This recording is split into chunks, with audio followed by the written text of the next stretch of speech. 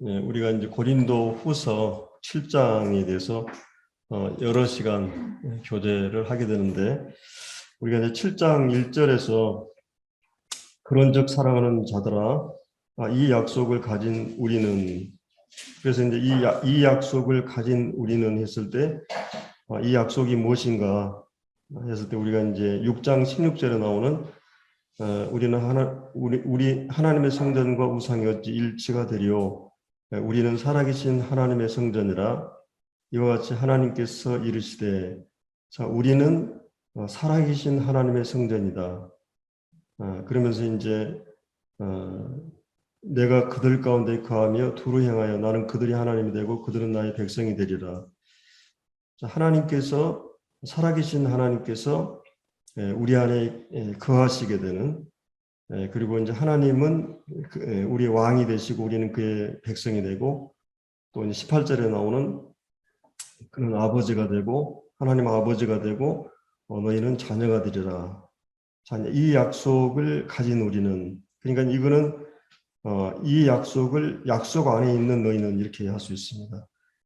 왜냐하면 이거 이제 구약 성경에서 이걸 약속으로 주어졌지만 신약에서는 이제 복음을 통해서 오순절날 성령이 오심으로써 우리는 이제 성령이 우리 안에 거하시게 되고, 또 하나님은 우리의 진정한 주가 되고 왕이 되고, 또 그분이 우리 아버지가 되는, 자, 이제 이런 그 약속을 가진 우리들이기 때문에, 약속 안에 있는 자들이기 때문에 하나님을 두려워하는 가운데 우리와 함께 동행하고 우리 안에 계시는 그 하나님을 경외하는 가운데서 이 거룩함을 온전히 이루어 육과 영의 온갖 더러운 것에서 자신을 깨끗하게 하자. 그래서 7장 1절에서 이제 좀 몇 시간 했었죠. 그래서 이제 사도 바울이 이제 2절에 마음으로 우리를 영접하라 이렇게 얘기하고 있습니다. 뭔가 우리가 이제 어떤 사람을 영접할 때 그냥 형식적으로 거칠애로 이제 하는 경우가 있고, 마음으로 하는 경우가 있죠. 우리 사랑하는 가족들이 예를 들어서 온다든지 또 이러면 정말 마음으로 반갑고 이렇게 되고, 또 별로 이렇게 친하지 않은 그 사람들이 지나가는데 들린다 그러면 마음보다는 좀 형식적으로 이렇게 하는 건데, 바울은 이제 마음으로 우리를 영접하라 그러면서 이제 사도 바울의 어떤 삶의 동기에 대해서 쭉 얘기를 하고, 3절에 내가 이 말을 하는 것은 너희를 정죄하려고 이제 이렇게 하는 것이 아니다. 그래서 내가 이전에 말했거든요. 너희가 우리의 마음에 있어 함께 죽고 함께 살게 하려 함이라. 그래서 나는 너희를 향하여 담대한 것도 많고 너희를 위하여 자랑할 것도 많으니 내가 우리의 모든 환난 가운데서 또 위로가 가득하고 기쁨이 넘치는도다. 자, 그러면서 5절부터 그 사도 바울이 이제 디도를 통해서 이제 편지를 보냈잖아요. 좀 엄중한, 굉장히 꾸중, 질책 이런 거에 포함된 그 교환의 문제를 이렇게 다뤘던 그런 편지를, 눈물의 편지가 이제 전해졌기 때문에 편지를 보내고 나서 굉장히 이제 조마조마하는 마음이 있었던 거죠. 그래서 5절에 우리가 이제 고린도후서 2장에서 이제 이미 봤었죠. 디도를 보내고 디도가 오지 않음으로 인해서 복음의 문이 열렸지만 전도하지 않고 마게도냐를 떠난 과정들을 이제 보았었습니다. 그래서 이제 우리가 마게도냐에 이르렀을 때에도 우리 육체가 편치 못했다. 사방으로 환난을 당하고 밖으로는 다툼이 안으로는 두려움이었노라. 이제 여기서는 이제 교회 밖에서는 환난이고 교회 안에서를 얘기합니다. 그래서 안으로 두려움이었노라. 자, 그러나 낙심한 자들 위로하시는 하나님이 디도가 오므로 우리를 위로하셨으니, 그래서 그가 온 것뿐 아니오 오직 그가 너에게 받은 그 위로로 위로하고 너희의 사모함과 애통함과 나를 위하여 열심히 있는 것을 우리에게 보고함으로 나를 더욱 기쁘게 하였다. 그래서 이제 그러므로 내가 이 편지로 너희를 근심하게 한 것에 대해서 후회하였으나 지금 후회하지 아니하면 그 편지가 너희로 잠시만 근심하게 한 줄 알미라. 그러면서 이제 9절부터 마지막 절까지 이제 말씀이 나오고 있습니다. 그래서 이제 제가 이제 오늘은 여기에 나오는 하나님의 뜻대로 하는 근심이라는 말이 나오죠. 10절에 보면 하나님의 뜻대로 하는 근심에 대해서 한번 생각을 해보고, 하나님께서는 이렇게 이 6절에 나왔던 그 낙심한 자를 위로하시는 하나님. 우리가 이제 수요일 날 몇 주 전에 이제 이 부분에 대해서 나눴었는데, 참 우리가 이제 낙심할 일이 참 많죠. 예. 참 위대한 일은 사도 바울도 그가 그 낙심하게 되고, 또 우리가 선을 향하되 어떤 기대하는 결실이 일어나지 않을 때 낙심하고, 또 우리가 이제 어떤 기도 제목을 놓고 하나님께 기도했을 때 기도가 응답되지 않을 때 또 낙심하고, 그래서 이제 누가복음 18장에 보면 항상 기도하되 낭망치 말아야 될 것을 이제 비유로 말씀한 내용이 나오죠. 그래서 이제 어떤 기도를 할 때 기도가 응답되지 않을 때 우리가 이제 낙심이 되고, 또 선한 일을 행할 때 결실이 없을 때 이제 낙심이 되고, 또 이제 여러 환난으로 인해서 낙심하게 되고, 이제 4장에 보면은 9가지 낙심할 수 있는 조건이 있었죠. 여러 가지. 사도 바울은 그 모든 것을 이렇게 이제 그 오히려 그거 믿음의 근거를 가지고 이 낙심에 대응하는 그런 모습들을 우리가 이제 볼 수 있었습니다. 그래서 이제 이런 그 하나님께서 이 낙심한 자를 위로하신 하나님께서 이제 디도가 옴으로 바울이 위로가 되었고, 또 무엇보다도 디도가 가져온 그 소식 때문에, 그가 쓴 편지가 성도들에게 이제 잘 먹혀들고 잘 이렇게 이제 받아들이고, 또 그 질책에 대해서 마음으로 이렇게 받을 뿐만 아니라 사도 바울에 대한 그런 태도가 사도 바울이 생각했던 것처럼 그렇지 않았고, 7절에 있는 대로 고린도 성도들이 얼마나 사도 바울을 사모하고 애통함과 나를 위한 열심이 있는 것을 이제 확인하고 내가 굉장히 너희로 인해서 기뻐했다, 이런 말을 하고 있습니다. 그래서 이제 사도 바울은 이런 하나님께로부터 오는 위로, 그러니까 이제 우리가 어떤 일을 할 때 그 뜻대로 이렇게 잘 풀려지지 않고 막 이렇게 답답하고 이제 편지를 보냈지만은 그 소식을 굉장히 사도 바울이 간절히 기다렸던 것 같아요. 그래서 참 이게 사도 바울이 참 훌륭한 목회자라는 생각이 들어요. 그 목회자로서 이 고린도 교회, 자기가 개척한 교회가 성도들이 교회 안에 많은 문제들이 일어나고 이런 징계할 문제가 일어나고 막 이래서 그 부분에 대해서 이제 바울이 그 편지를 했었잖아요. 그래서 이런 것들에 대한 소식을 기다리면서 이제 이렇게 디도가 이제 무사히 돌아왔고, 또 좋은 소식을 가지고 돌아왔고, 이런 일에 대해서, 그리고 이제 편지를 쓰고 나서 그 쓴소리 한 거에 대해서 좀 후회를 하기도 하고, 마음에 야, 성도들이 이걸 어떻게 소화할 수 있을까 하는 것 때문에 그랬는데, 이제 그가 한 권면을 그들이 잘 받아들여서 이 변화된 모습을 보면서 사도 바울은 굉장히 마음에 기쁨을 갖게 되고, 이렇게 이제 하나님께서 이건 하나님 마음도 같은 마음이겠죠. 일꾼의 마음과 같이 정말 성도들이 말씀을 듣고 그 말씀을 잘 흡수하고 소화해서 그것이 삶이나 또 인격의 변화로 드러날 때 그것처럼 그 기쁜 일이 없겠죠. 사도 바울은 이제 그런 부분에 대한 얘기를 하면서 그 하나님의 뜻대로 하는 근심에 대해서, 그 근심에 대해서 이렇게 본문에서 오늘 말해주고 있습니다. 자, 이제 여기 보면은 하나님의 뜻대로 하는 근심에 대해서 오늘 우리가 한번 생각해 보겠습니다. 물론 이제 우리가 이제 근심이 다 하나님 뜻대로 하는 것이냐죠. 여기 10절을 보면 하나님의 뜻대로 하는 근심이 있고, 그리고 이제 세상 근심이 있습니다. 세상 근심이. 그래서 이제 우리가 성경에 보면은 그 세상 근심을 하지 말라 이렇게 말하고, 하나님의 뜻대로 하는 근심에 대해서 하나님의 뜻대로 하는 근심의 어떤 특징이라든지 하나님 뜻대로 하는 근심의 결과가 어떻게 나타나는지 이제 여기 본문에서 이렇게 이 말을 해주고 있습니다. 여기 이제 이 하나님의 뜻대로 하는 근심은 세상 근심과 이제 대조가 되는데, 그러면 이제 하나님의 뜻과 하나님의 뜻의 반대가 뭐겠어요? 하나님의 뜻과 일반적으로 많은 경우에 하나님의 의중과 뜻, 하나님의 뜻과 그다음에 대부분의 이제 보면은 내 뜻이 충돌하죠. 내 뜻이.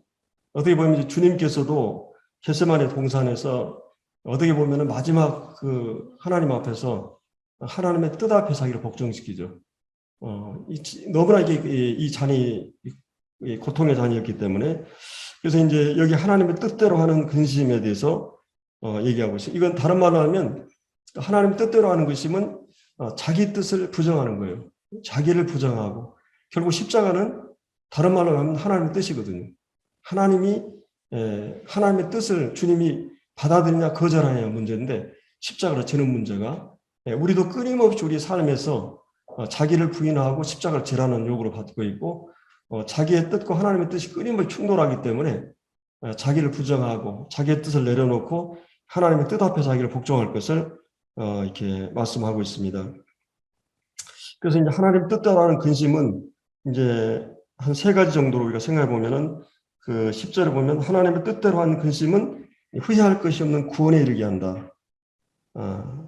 그리고 이제 회개를 진정한 회개를 이루게 한다고 이렇게 말하고 있습니다. 하나님 뜻대로 하는 근심은 이 구원에 이르게 한다. 이제 구원을 여러 가지로 이렇게 볼 수 있지만은 우리가 성경 해석이 가장 중요한 건 뭐예요? 우리 세대주의의 가장 중요한 성경 해석의 원칙은 문자적 해석이죠. 크게 이제 성경을 우화주의 해석하고 이제 문자적 해석으로 분류합니다. 물론 이제 여러 가지 성경 해석이 있는데 크게 두 가지로 우화주의 해석은 알레고리 해석이라고 해서 성경의 알레고리에 대한 예가 딱 한 군데 나와요. 기억나십니까? 예를 들어서 뭐 우화죠. 이제 요셉 우화 그래가지고 이 우화적인 표현이 사사기에 나옵니다. 사사기에 이제 누구죠? 그 기도원의 내가 얼른 생각이 안 나는데 그 여룻바알인가요? 이제 그 왕이 되려고 이제 이렇게 가시나무에 가서 물어보고 뭐 이렇게 엉큼 이제 물어봤는데 다 이제 거절하죠. 무화과 나무, 감람나무, 포도나무. 근데 엉겅기는 그거를 용납하는 거죠. 그래서 이제 하나님이 나에게 포도나무를 얘기하고 이런 걸 했는데 내가 다른 거 할 수 없다. 하나님의 뜻으로. 그래서 유일하게 그런 우화가 나오는 성경이 나오는데, 근데 이 성경 전체는 우화적으로 이제 그 해석하지 않도록 이런 우화가 거의 나오죠. 역사적 사실을 근거로 하고 있고, 그다음에 또 한 가지 이제 모형론이 있어요.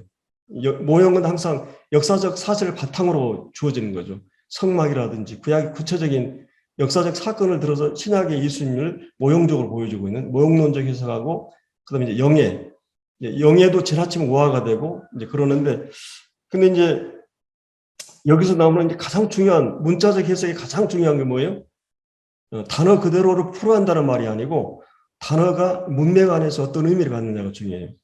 예를 들어서 어떤 분이 성경을 좁은 문으로 들어가라 그러니까 그 문자적으로 해석을 했어요. 그래서 학교 다닐 때 항상 좁은 문, 있잖아요. 이렇게 새길 있잖아요. 그런 길을 찾아다니고. 근데 그거는 이제 성경을 제대로 해석한 게 아니죠. 또 뭐 인사하지 말라 그러니까 어른들이 지나가는 길가에서 인사하지 않고. 그때 실제 그런 구원받거나 초기에 그런 형제님들이 계셨어요. 근데 그거는 이 자구적인 해석으로 본문의 의미를 해석하는 게 아니에요. 그러면 여기서 얘기하는 구원이란 말은 처음 우리가 구원받았을 때 그 구원을 얘기하는 게 아니에요. 물론 이제 어떤 참된 회개는 처음에 우리를 구원에 가져오죠. 근데 여기서 문맥에서는 회복과 관련된 부분이죠.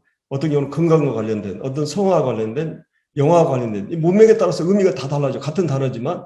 그래서 이 문맥적으로, 또 문법적으로, 또 역사적으로, 문화적으로 이런 모든 걸 고려해서 본문이 얘기하고자 하는 의미가 무엇인가를 찾아내는 게 문자적 해석의 핵심이죠. 그래서 이제 여기 보면은 이제 하나님 뜻대로 하는 근심은 어떤 결과를 가져왔냐면 회개할 것이 없는 구원에 이르게 하고 회개를 이루는. 그러니까 이제 참된 하나님 뜻대로 하는 근심은 우리를 마음을 변화시키고 이런 것입니다. 우리가 이제 자주 이렇게 반복적으로 이렇게 실수를 하고 금방금방 하는 사람들은 또 이렇게 번복하는 걸 볼 수 있죠. 우리가 하루에도 뭐 담배 끊겠다, 담배를 뭐 20번 끊은 사람, 그러면 결심하고 끊고 또 반복하는 거죠. 이거는 회개를 할 수 없죠. 근데 이제 여기에 참된 회개는 회개를 이루는, 그러니까 내가 잘못한 것을 시정하는, 잘못된 길을 시정하고 잘못된 자리에서 시작하는, 일반적으로 우리는 회개가 하나님 입장에 서는 거잖아요. 결국은 하나님 편에 서고 하나님 입장에서 하나님 뜻 앞에 서는 건데, 일반적으로 우리는 얼마나 내 중심이고 내 뜻, 이런 위치에서 서서 모든 걸 판단하기 때문에 이것이 잘못된 걸 볼 수 있어요. 근데 참된 회심은 하나님의 입장에 서게 하는, 그리고 우리가 잘못된 길을 돌아서서 그냥 죄를 슬퍼하거나 우리가 죄를 깨닫게 되고 지성적으로 정말 이거 잘못됐구나 깨닫고 그다음에 이제 감정적으로 슬퍼하게 되고 의지적으로 그 죄에도 돌아서는 거죠. 우리가 이제 결혼하게 되면 먼저 저 사람에 대해서 알게 되고 감정적으로 사랑하게 되고, 결혼은 의지를 들여서 이제 하는 것처럼 회심이라고 하는 것도 결국은 이 사단도 어때요? 하나님 믿고 뜬다 그랬어요.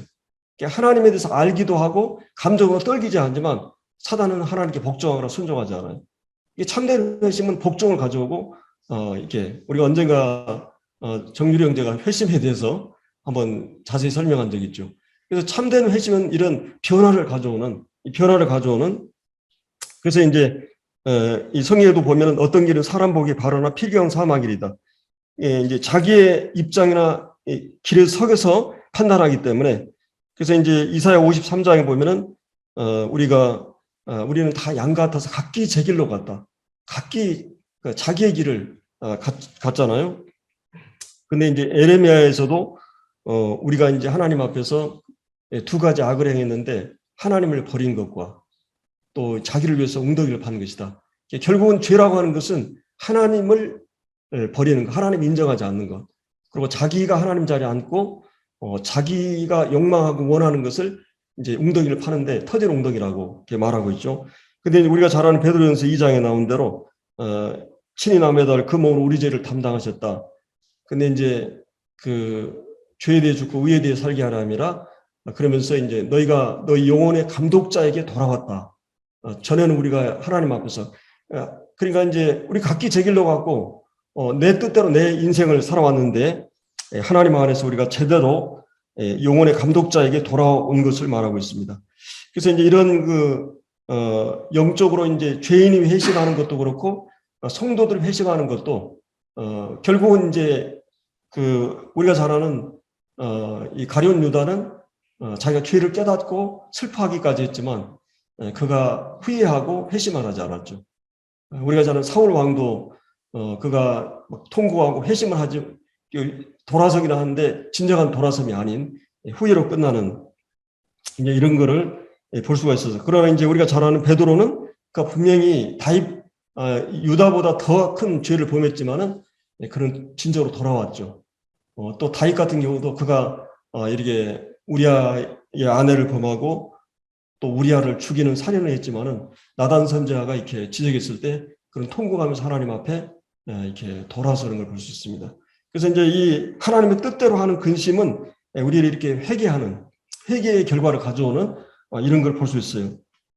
그래서 우리가 우리가 연약해서 참 우리가 못난 짓을 반복하고 또 실수를 반복하고 그러지만은 하나님의 뜻 앞에서 우리가 이제 내 자존심과 체면 이 모든 것과의 싸움에서 이런 건 내려놓고 이 하나님 앞에 이제 주권과 영광과 뜻을 돌려드리는 이런 그 참된 회심을 가져왔던 것을 볼 수 있습니다. 그다음에 이제 두 번째로는 11절에 보면 돌아 하나님의 뜻대로 하게 된 이 근심이, 이제 이 하나님의 뜻대로 하는 근심은 어떤 결과를 가져오냐면요, 거기에 보면은 얼마나 간절하게 하며 변증하게 하며 분하게 하며 두렵게 하고. 자, 그럼 일반적으로 회개는 어떤 걸 회개하는 거예요? 이 잘못된 길에서 돌아서는 게 회개잖아요. 회개. 근데 이제 결국은 이 회개라는 건 죄에 대한 회개예요. 이 죄라고 하는 것은 본질적으로는 내가 하나님 자리에 앉는 거고 이 하나님 주권을 내가 행사하려고 하는 거잖아요. 그래서 이제 하나님 뜻대로 하는 근심은 여기 이제 거룩한 근심이고 또 하나님과 성령이 탄식하는 마음과 일치하는 그런 근심입니다. 이제 여기 이제 간절하다는 말은 간절하다는 말하고 거기에 이제 보면은 얼마나 열심 있게 하며 사모하게 하며 이런 말씀이죠. 그러니까 이제 정말 하나님 뜻대로 하는 근심은 자기를 발견하고 자기 죄의 실체를 발견하고 정말 소스라치게 놀라면서 내가 이렇게 본질적으로 존재론적으로 하나님 앞에서 이런 자인 것을 알게 될 때 그 마음에 의를 향한 갈망, 이 의에 줄이고 목마른 자는 뭐라 그랬어요? 복이 있다. 왜 그렇습니까? 하나님께서 그 사람에게 채워주는 의에 줄이고 목마른 복이 있나니 저가 만족할 것이다, 채워질 것이다는 말씀이 있죠. 그래서 이제 진정한 그 의의 갈망, 우리가 이제 시편 40편에도 그가 이제 사슴이 시내물을 찾기에 갈급한 같이 내 영혼이 주를 찾기에 갈급하다. 이건 이제 이 다윗 왕의 아름다운 그런 영성을 보여주고 있는 거죠. 그가 하나님 앞에서 끊임없이 이게 사울 왕에게 쫓기면서 그가 특별히 잘못한 것도 없고 그가 민족을 위해서 민족을 목숨을 걸고 구출하고 또 선한 일을 하고 옳은 일을 하는데 자기 경쟁자가 끊임없이 자기를 압박하고 막 핍박하고 또 조여오는 그런 상황에서 아무 실수나 잘못한 것이 없는데, 그리고 그가 이 사울 왕을 죽일 수 있는 기회가 몇 번 왔잖아요. 그냥 창으로 막 저는 이 동굴 안에서도 그렇고 이 운동장 안에서 달밤에 자고 있는데 그가 이제 죽일 수 있는 모든 기회들을 하나님이 기름 부은 자이기 때문에 그걸 칠 수가 없었죠. 끝까지 그는 하나님께 그걸 맡기고 이제 이렇게 하는 태도들을 보면서 얼마나 그 마음이 하나님 앞에서 그 하나님 자신을, 그리고 이제 우리가 이제 시편 41편인가 보면 내 영혼이 이 낭망이 된다. 또 내 영혼이 불안하다. 그러면서 하나님을 구하는 그런 장면이 나옵니다. 그러면서 한때 하나님께서 이렇게 나와 함께 하시고 내 삶을 이렇게 인도하시는 그런 장면을 생각하면서 많은 사람들이 나더러 너희 하나님은 어디 계시냐 이렇게 질문할 때 이 다윗 왕은 이제 그 마음의 어려움들을 이렇게 토하는 것을 볼 수 있습니다. 그래서 하나님의 뜻대로 하는 이제 근심이라고 할 수 있죠. 그런 내 영혼이 이제 주를 찾기에 갈급하나이다. 그런 의에 줄이고 목마르고 배고파하는. 그래서 여기서 주님 자신을 사모하고 이 죄로 인해서 이 주님 자신에게 시선이 가지 못하고 집중하지 못하고 주님을 향한 그 사모함과 간절함과 열심이 식어진다든지, 그래서 내가 하나님 앞에서 이 죄라고 하는 죄에 미끄러지고 넘어지는 자신을 보면서 그 간절함과 하나님을 향한 그런 그 사모함과 열심이 여기서 이렇게 보여주고 있습니다.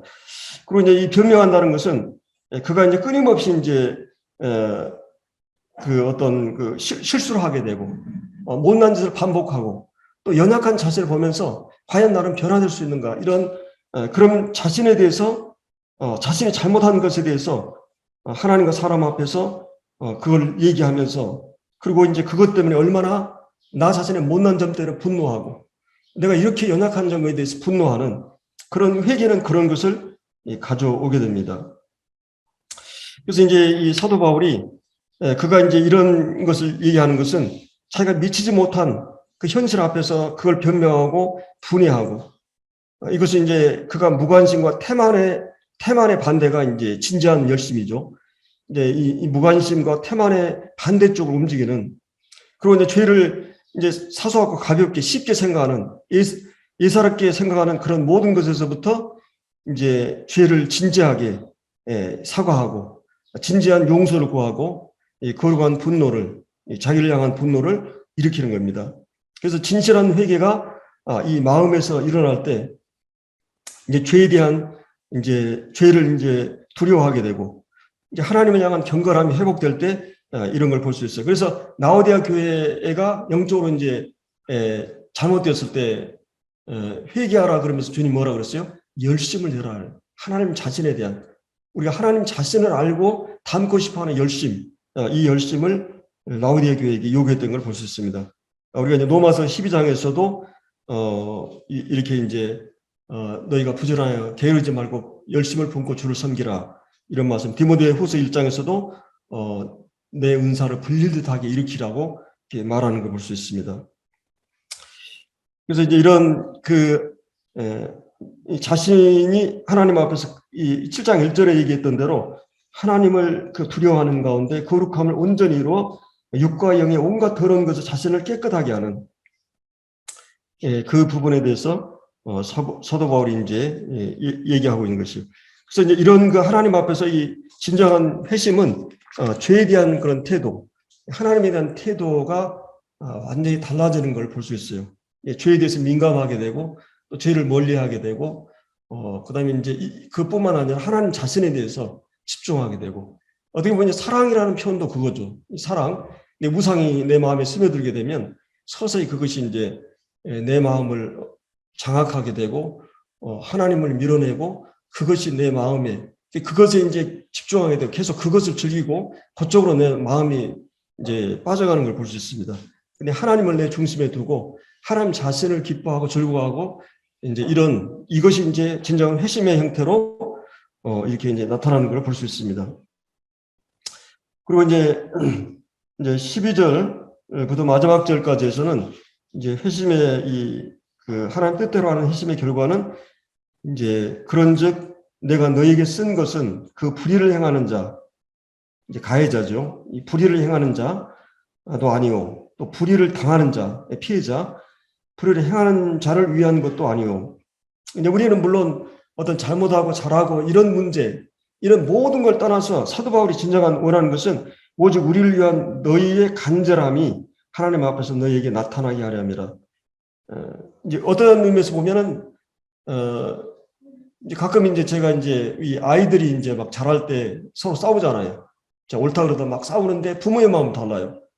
부모의 마음은 누구에게 있는 게 아니에요. 누구 편을 들 수가 없어요. 부모는 다 사랑하기 때문에. 그래서 이제 이런 지금 제가 문득 그 생각이 났었는데 이제 양평교회가 좀 어렵잖아요. 이제 막 시작한 지 제가 그걸 잘 알아요. 제가 거의 한 1년 동안은 30명 모이고 밤에는 우리 자매하고 둘이 수요일날 모이고 이 숫자라고 하는 것과 싸움이 시작이 돼요. 이 사역은. 그리고 숫자가 적다는 게 하나의 시험이 들기도 하고 예를 들어서 여러분 수요일날 모이는데 기쁘게 막 모이고 이래야 되는데 수요일날 빨리 지나갔으면 이런 생각이 들어요. 이 자체가 하나의 시련이 되고 시험이 되는 거예요. 그래서 이제 제가 이제 그런 생각을 하면서 제가 이제 어떤 가정이 이제 가고 싶어 하는 마음을 이렇게 비쳤을 때 참 처음에는 쉽지 않더라고요, 마음이. 우리 자체도 이제 지금 어렵고 그러니까. 근데 이제 내가 혜진이가, 예를 들어서 얘가 이제 10배 잘 살고 얘는 좀 못 산다. 그랬을 때 얘 좀 이렇게 좀 도와주고 이런 거에 대해서 부모의 마음 어떨까? 하나님 마음은 어떨까? 어렵고 힘든 그 모임에 좀 더 이렇게 우리도 어렵지만은 이제 그런 생각이 들었어요. 그래서 사도 바울의 지금 마음은 너희 오르고 결코 이런 걸 떠나가지고 너희들의 마음이 우리의 마음이 이런 하나님의 마음으로 공유하는 이것이 참 중요하잖아요. 그래서 너희 간절함이 또 하나님 앞에서 너희에게 나타나게 하려 함이라. 그래서 이로 말미암아 우리가 위로를 받았고 우리가 받은 위로 위에 기도의 기쁨으로 우리가 더욱 많이 기뻐함은 그의 마음이 너희 무료로 말미암아 안심을 얻었다. 자, 이 사실은 이제 우리가 사역을 하면서 또 여러분의 모든 직장이나 사업이나 모든 일이 있어서 참 안심한 마음이 중요하잖아요. 이게 계속 이 교회가 막 불안하고 막 이런 것보다도. 근데 이제 이런 참된 회심은 하나님 마음을 안심시키고 또 일꾼들의 마음을 안심시키고 또 모든 성도들의 마음을 안심시키게 나오는 거예요. 정말 이 사도 바울이 하나님 말씀을 받아서 그 말씀을 전했을 때 그 말씀이 그 고린도 성도들의 마음에 잘 흡수되고 소화돼서 그 참된 하나님 뜻대로 하는 이런 그 근심과 회개를 가져왔을 때 이것이 이런 사도 바울의 마음을 기쁘게 하고 디도의 마음을 기쁘게 했던 걸 볼 수 있어요.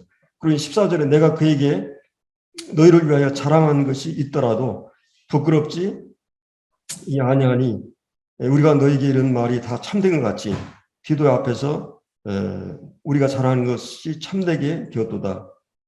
그가 너희 모든 사람들이 두려움과 떨므로 자기를 영접하여 순종한 것을 생각하고 너희를 향하여 그의 심정이 더욱 깊어졌다. 그래서 사도 바울이 이제 한 그 말들이 그들이 정말 하나님 두려운 가운데 말씀을 받고 그 말씀을 순종했을 때 오히려 그것이 내가 어떤 형제한테 권면을 했는데 안 받았어요. 그럼 어때요? 그 형제가 어려워져요. 근데 내가 참 사랑하는 마음에 진심을 가지고 그 형제를 위해서 권면했을 때 그걸 잘 받아들였어요. 그럼 더 깊은 관계가 형성이 되는 거죠. 가까워지는 거죠. 그래서 이런 성도들과의 관계뿐만 아니라 사도 바울이 이제 그리고 이제 마지막 절에 내가 범사에 너희를 신뢰하게 된 것을 기뻐하노라. 그래서 이제 이런 한 가지 하나님 말씀을 받는 태도를 통해서 모든 범사에 너희를 신뢰하게 되고 그 일로 인해서 기뻐하게 되는. 그래서 이제 이런 참된 회심은 이런 일꾼이나 성도들을 하나님 안심하게 하고 또 더 깊은 관계와 신뢰의 관계로 이어지는 것을 이렇게 보게 되면서 참 우리가 하나님 앞에서 끊임없이 이제 말씀을 개인적으로 교회적으로 받으면서 정말 우리가 이 말씀을 그대로 받는가. 근데 사실은 이제 우리가 현실적으로 이제 말씀을 이게 이제 받을 때는 참 쉽지 않죠. 그게 쓰고 마음이 아프고 이제 그래서 이거를 소화하기가 참 힘든 거를 우리가 이제 보게 됩니다. 그래서 이제 정말 나 자신에 대해서 이제 왜 이 모양 이 꼴인가 그렇게 배우고 시간이 오래 연륜이 갔는데도 왜 이것밖에 안 되는가? 이 절규와 침통하고 이 죄에 대한 어떤 그런 통해와 해안, 이 처절한 좌절, 쉽게 회복되지 않고 돌아오지 않는 이런 문제들을 가지고 이제 어떻게 보면 이제 죄를 멀리하고 싶은 그런 마음이 있는데 거룩의 전에는 하나님 편에 서고 싶은 이 거룩한 싸움이 계속되고 있지만은 참 이거 쉽지 않은 전 존재를 걸고 간절하게 죄를 미워하고 무서워하고 멀리하고 하나님 앞에 거룩하고자 하는 욕심이 내 안에 전혀 없는 건 아닌데 우리 인생이 매일 이제 현실 앞에서 이런 싸움에 패배하고 왜 이 모양 이 꼴인가 좌절할 때가 우리가 얼마나 많은가. 그리고 또 이런 설교를 하면 형제는 잘하십니까? 그렇게 이제 되물어 보면 제가 뭐라고 대답하겠어요? 가끔 그렇게 할 때도 있고 안 할 때도 있어요. 근데 이 죄와 이 거룩의 싸움에서 이 하나님 닮고자 하는 싸움에서 참 우리가 가끔 내가 몇 가지 종교적인 형태의 기도나 말씀 진지하게 하지만 이렇게 뻔뻔스러운 죄를 범하는 이런 담력, 오히려 이제 죄를 범하는데 담력을 가지고 그 평생 이 싸우는 이 죄와의 싸움. 그래서 이제 이럴 때마다 두 가지가 일어나죠. 참는 쪽을 선택할까? 한번 내질러 싸워버릴까? 참고 견디는 것이 정답인 걸 알면서도 그것이 현실적으로 잘 안 되는 우리의 처절한 모습들을 이제 우리가 실패하고 또 울고 정답만 외우고 있다고 해서 그리고 실천이 현실적으로 안 되는. 그래서 이제 우리가 이 거룩은 선전용이요 답안지용이고 실제 목숨을 걸고 간절함이 있지만은 현실 앞에 너무나 쉽게 무너지는 우리들을 보게 됩니다. 그래서 우리가 정답을 알고 있고 근데 쉽게 되지 않는 거룩한 소원, 주님이 담고 싶은 노력과 일심과 울부짖음 그래도 안 되고 그래서 절망하고 포기하게 되는 어떻게 해봤는데도 안 되고 그런데 이제 성경은 우리에게 그럼에도 불구하고 뭐라 그래요? 그럼에도 불구하고 이 일을 힘쓰라고 말하고 있습니다. 그래서 우리가 가끔 이제 부부 싸움이라든지 또 이제 형제들 간의 갈등 문제가 오면은 자 답은 알고 있어요. 가끔 이제 우리가 상담을 하다 보면 오늘 아침에도 우리 자매하고 그런 얘기를 했었는데 자기가 그 현실 앞에 서면은 그게 답이 없어요. 이론적으로는 알죠. 그럼 내가 상담자의 이치가 되면 객관적으로 다 얘기해 줄 수 있어요. 근데 내가 그 문제 앞에 막상 서게 되면 참 쉽지 않은 거죠. 예. 이제 그럼에도 불구하고 이 모든 싸움에서 나보다 더 귀한 것, 나보다 더 중요한 것이 있으면 예를 들어 목숨을 잃는다든지 직장을 잃는다, 큰 손해를 본다, 사업이 안 된다, 뭐 자녀 교육에 문제가 온다 그러면 내가 참게 되는 거예요. 더 중요한 가치를 위해서 내가 그를 포기하고 참고 그런 경우들을 보게 되죠. 자존이 채면 다 내려놓고 수로보냐 여인처럼 우리 자신이 내려놓는 걸 볼 수 있습니다. 그래서 이제 그래서 이제 우리가 중요한 거는 이 거룩한 싸움만 하는 데 있어서 혼자 이 고결한 척하면 안 된다는 거죠. 그리고 우리는 그렇게 대단한 존재들이 아니에요. 우리가 그래서 교회가 필요하고 교제권이 필요하고 또 내 문제를 서로 내려놓고 서로 공유하면서 이상한 것은 하나님의 교회는 교회에 하나님의 손길이 머물고 있고 이상한 것은 교회 안에 하나님이 역사하고 있고 어떻게 이 사람들이 이렇게 하나님 뜻대로 하는 후회할 것이 없는 그런 변화를 가져왔는가? 이걸 하나님이 하신다는 거예요. 이상한 것은 나는 안 돼. 늘 그런 고백이에요. 투정이고 넋두리를 계속 하지만은 하나님께서 그리고 사도 바울은 얼마나 조마조마했어요. 이 편지 쓰고 나서. 사실 인간이 얼마나 악한 존재입니까? 짐승만 못한 게 인간이에요. 여러분 역사나 우리 자신을 보면 그래서 얼마나 악한 존재인가를 우리가 이제 알 수 있는데 그래서 이 디도를 보내고 나서 사도의 입장을 얼마나 그 조마조마한 가운데 있었는데 하나님이 개입하시면 일은 간단할 수 있어요. 우리 수요일 날 역전의 하나님 들었었죠. 예, 하나님이 판도를 바꾸시고 하나님 역사의 판도나 상황을 마음을 변화시키는 것은 하나님이에요. 너희 속에 착한 일을 시작하시고 너희 안에 소원을 두고 행하시는 그 하나님. 그래서 우리는 그 하나님 역사를 우리 고린도서 잘 아는 말씀 있죠. 하나님께서 물 주는 이나 그 가꾸는 사람은 일반이나 그것을 싹이나 하고 자라나게 하신 분은 하나님입니다. 우리가 말씀을 막 전하지만 내 말씀이 얼마나 그러니까 심부름꾼은 그렇게 중요한 게 아니에요. 하나님 그 말씀을 어떻게 사용하시느냐. 하나님이 역사하는 거예요. 그러니까 디도도 아니고 바울도 아니고 하나님이 그 말씀을 가지고 그 사람들 안에 역사하시는 문제. 교회 안에도 그 문제가 있는 거예요. 하나님이 우리 안에서 역사하느냐 문제. 우리는 그 하나님이 우리 안에 또 우리 교회 안에 함께하고 있는 걸 볼 수 있어요. 그래서 이 디도는 참 너희 수고가 주 안에 헛되지 않는다. 울며 씨를 뿌리는 기쁨으로 단을 가져온다. 우리는 이러한 하나님이 역사할 것에 대한 기대가 없이는 이 일을 할 수가 없어요. 그래서 이제 디도가 감격하잖아요. 그거 하나님께 감사합니다. 하나님 살아계신 하나님이 일하셨구나. 바울의 가르침만으로 키워내는 것만으로 되는 게 아니라 저 속에 하나님이 역사하고 있구나. 목회자의 지혜나 실력 이런 것이 아니고 하나님이 일하시는 것. 그래서 이 교회 공동체는 성령이 함께 하시고 신비한 하나님 손길이 머무는 하나님이 함께 하시는.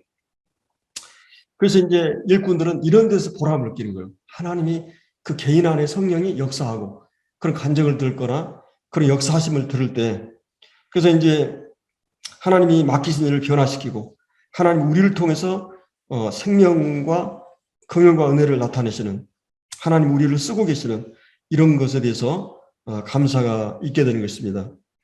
그래서 우리는 담대하게 다윗 앞에 나단처럼 그 갈멜산의 엘리야처럼 다니엘의 세 친구나 다니엘처럼 목숨을 걸고 주님 주신 것들을 담대히 또 선포하고 나눌 필요가 있는 거죠. 우리 힘은 어디 있는가? 그래서 하나님이 간섭하시고 한 사람 안에 하나님이 역사하시면 사람은 변화될 수 있다고 하는. 그래서 나는 안 돼. 이제 그렇게 늘 좌절하고 이러지만 그래서 우리는 서로가 중요하고 서로의 실패에 대해서 나눌 때 힘이 되고 하나님의 뜻을 따르지 않는 이 안타까움, 이 탄식. 그래서 이제 성도의 탄식은 귀한 것이고 또 이런 탄식들은 성령의 탄식과 일치하게 될 때 이런 놀라운 회개와 역사를 가져오게 되고 결국은 하나님께서 이 모든 걸 통해서 합력의 선을 이루시는. 그래서 우리는 늘 자기를 포기하고 또 때로는 내가 나를 포기할 때도 있지만 하나님은 이런 나에 대해서 포기하지 않는 그런 사랑과 점령을 가지고 우리를 향하고 있다고 하는 것입니다. 그래서 우리가 한편으로 참 이런 하나님께서 역사하시는 배후의 하나님 우리와 함께 하시고 역사하신다는, 그래서 우리가 이 상황이나 환경을 보고 또 낙심이 되고 어려움이 되지만은 주님 우리와 함께 하신다는 항상 생각을 가지고 또 하나님 뜻대로 하는 그런 근심, 거룩한 근심, 또 세상 근심은 우리를 망하게 하잖아요. 결국은 그리스도인들도 세상 근심할 수 있죠. 그래서 마태복음 6장에 주님이 너희는 근심하지 말라. 하나님 믿으니 또 나를 믿어라.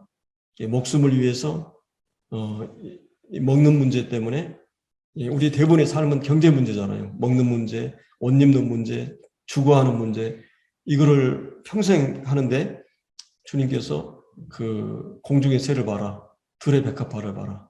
하나님께서 다 입히시고 하지 않느냐. 그래서 이제 주님께서 이런 그 세상 염려를 하지 마라. 아무것도 염려하지 말고 모든 일에 기도와 간구로 너희 구할 것을 감사함으로 하나님께 아뢰라. 그래야 모든 지각이 뛰어난 하나님의 평강이 너희 마음과 생각을 지키시리라. 그러니까 내가 기도하면 그 기도가 즉각 응답된다는 말이 아니라 하나님께 맡기면 내 안에 하나님의 평강을 허락하신다는 것이. 그 문제는 때가 돼서 허락하시기도 하고 그렇지 않을 수도 있지만, 그래서 베드로전서 나오는 너 염려를 다 주께 맡기고, 그래서 이제 이런 세상 근심이나 이런 것은 결국은 그것은 뭐라 주님이 네 키를 한 자나 더 할 수 있느냐. 또 그러면서 믿음이 적은 자들아. 그러니까 믿음을 활용하지 않는 거예요. 믿음이 없다는 말이 아니라 우리 안에는 다 하나님에 대한 믿음이 있는데 그 믿음을 적재적소에 활용하는, 주님이 믿음이 적은 자들의 제자들이 그런 말을 했을 때는 항상 그 믿음을 적재적소에 활용하지 않는, 적용하지 않는 그걸 얘기하는 거거든요. 그래서 우리 그리스도인들도 이 세상 염려에 빠질 수가 있는데, 그거는 사망이라고 하는 것은 결국은 믿음 없는 삶은 죽은 삶이니까.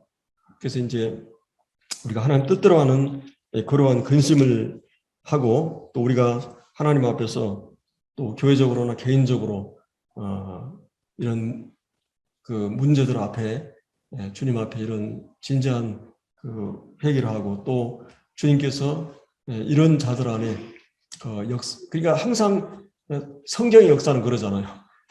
홍해를 가를 때도 또 저기 요단강을 가를 때도 그 우리의 상식이나 어떤 함적인 이성으로는 도저히 불가능한 그런 문제였죠. 근데 하나님은 그 발을 내디디라 그러잖아요.